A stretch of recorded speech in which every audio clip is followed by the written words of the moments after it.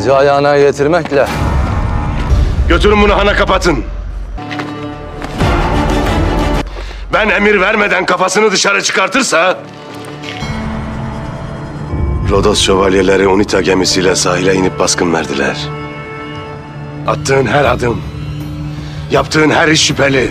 Senin bu işten haberin var mıydı? Nereden bileyim ben? Rodos şövalyeleri komutanı ben miyim? Kellesini kesip bana getirin. Ben bunların hesabını sorana kadar mazlumların kanını dökmüşler. Oruç, bunu yapamazsın. Buranın tek hakimi sen değilsin. Hakim de benim, hüküm de benim.